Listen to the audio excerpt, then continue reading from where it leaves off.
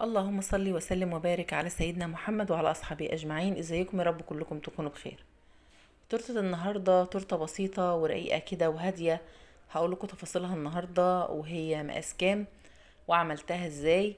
كل ده هنقوله مع بعض خطوة بخطوة يا بنات. لو حابة ان انت تخرجيها او تعمليها في الاوردرات بتاعتك من مشروعك اللي من البيت هقولك ازاي تعمليها. طبعا اللي لسه اول مره يشوف القناه بتاعتي يا ريت ما ينساش اللايك والاشتراك وتفعيل زر الجرس عشان يوصلوا كل جديد.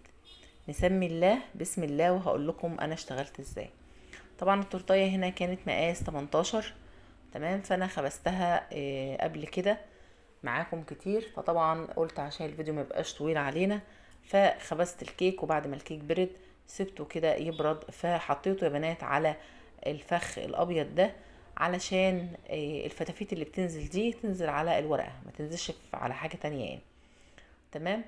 طبعا ابتديت ان انا احشي كده بين الطبقات، قسمتها كده هنا الاربع ديسكات، وابتديت ان انا احشي بين الطبقات كده شانتيه، عبارة عن شانتيه، وحطيت على الشانتيه ده يا بنات معلقة صوص شوكولاتة، وحطيت عليه كمان معلقة كاكاو خام بيعلي التست جدا.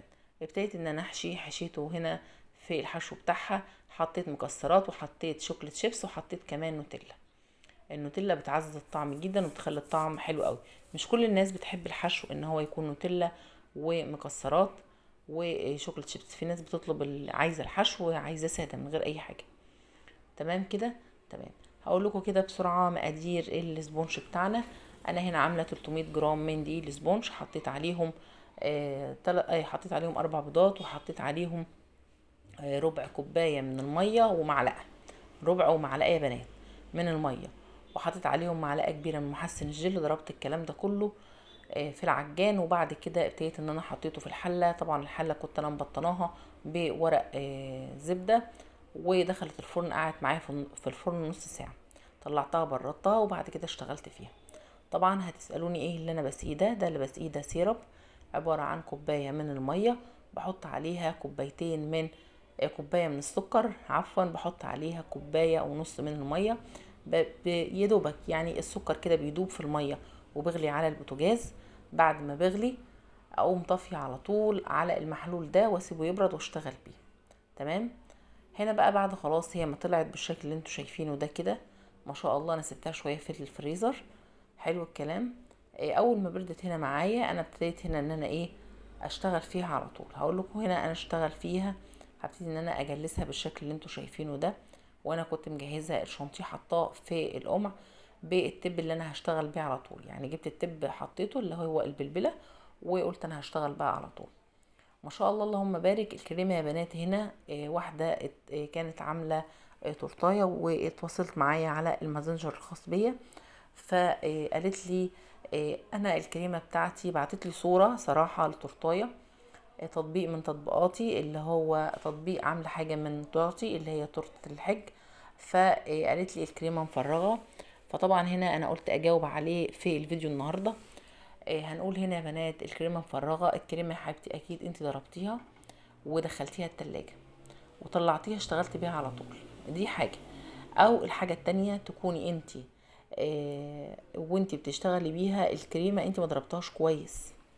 الكريمة لازم يا بنات نقعد نضرب فيها لغاية ما تلاقوا ملمس الكريمة معاكو يعني سايح جدا، يعني ناعم جدا، الملمس بتاعها ناعم. لما تحطي فيها الاسباتشوله اول معلقة تبص تلاقي مفيش اي علامات خالص، تبص تلاقيها كده ملمسها حرير. ده كده الكريمه بتاعتك تكون 10/10. تمام. انا قلت لها الحاجتين دول في الشانتيه بتاعها، قلت لها يا اما انت ما ضربتيش الكريم شانتيه كويس جدا، يا اما انت ضربتيها وبعد ما ضربتي الشانتيه دخلتيه التلاجة وبعد كده طلعتيه اشتغلتي فيه على طول جلستي، وطبعا ده غلط. لو دخلت الشانتيه التلاجة بتاع التجليس لازم تخرجيه وتقومي ضرباه تاني بالعجان لغاية ما يكون ملمسه ناعم جدا. وانا عملت معاكم هنا في القناة يا بنات فيديو لازاي الشانتيه يكون شكله وقوامه وازاي يكون ملمسه ناعم. تمام. وطبعا غلبتوا كتير تقولولي على مقدار الكريمة، وانا غلبت اقول لكم مش كل كريمة بتاخد مقدار المية زي التانية، ودي استحالة ان انت تعرفيها. المتحدة بتاخد كمية مية معينة كواليتي، اي نوع، مش عايزة اقول اي نوع منتج معين ان هو بياخد كمية مية، كل منتج بياخد كمية مية. وفي ناس ما بتشتغلش بالمية المتلجة، في ناس بتبقى عايزة تشتغل باللبن المتلج او اللبن السقعان. ففي فرق بين الاتنين. اللبن اللي هو الحليب يا بنات، في فرق بين الاتنين، في ناس بتشتغل بلبن وفي ناس بتشتغل ميه متلجه زي حالاتي كده اللي هي بتخرج اوردرات. فده انا حبيت ان ده ليه مقدار وده ليه مقدار، فانا ما اقدرش ان انا اتحكم في مقدار الميه. تمام. نرجع بقى لموضوع التورتيه بتاعتنا. انا هنا طبعا زي ما انتوا شفتوا الفيديو وانا كنت بتكلم معاكم، عملت هنا روزيتات بالشكل اللي انتوا شفتوه ده، وابتديت ان انا احط روزيتات كده صغيره برضو داير ما يدور التورتايه، علشان كده نخلي شكل التورتايه بتاعتنا حلو من تحت.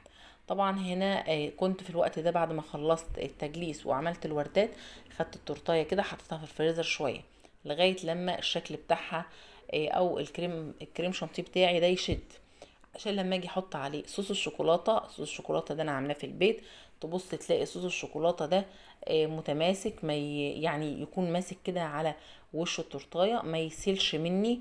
تمام. لان لو سال مني هتبقى طبعا مشكله.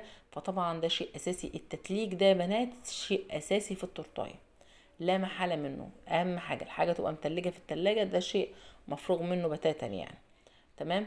هنا ببتدي كده اعمل دريبات زي ما انتم شايفين بالشكل الجميل اللي انتم شايفينه ده كده. ودلوقتي بقى هنحط بقى الشوكولاتات بتاعتنا.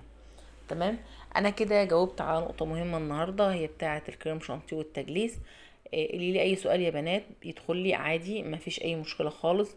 ادخلوا عندي الجروب بتاعي، وادخلوا عندي على صفحتي، هجاوب عليكم. طبعا شرف لي اجاوب على اي سؤال لاي حد. طبعا هنا التورتايه دي كانت لشاب مخلص جيش، قضى ايامه على خير، ربنا يقضي يا رب كل ايام الشباب كده على خير في الجيش بتاعهم. وطبعا دي كانت مامته عاملاها له كده هديه، فطلبت مني ان هي عايزه تكتب له عليها كلمه حلوه، فانا اقترحت ان انا اعملها في شكل توبرز كده واحطها فوق حتى هي تاخدها كده للذكرى عندها.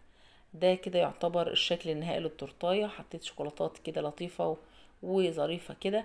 حسيت كده ان الخله طويله شويه فقلت لا هقصها، وفعلا مقصتها طلعت بالشكل الجميل ده. حطيت شويه كريسبي كده ابيض عشان اكسر اللون بتاع التورتايه. ونرجع تاني ونقول يا جماعة التزيين ده شيء بيرجع لك انتي، هي أذواق من حد لحد، مش كل الناس بتزين زي بعضها. ده كده الشكل النهائي للتورتيه بتاعتنا. اتمنى تقول رايكم، ويا رب كده الفيديو يكون عجبكم.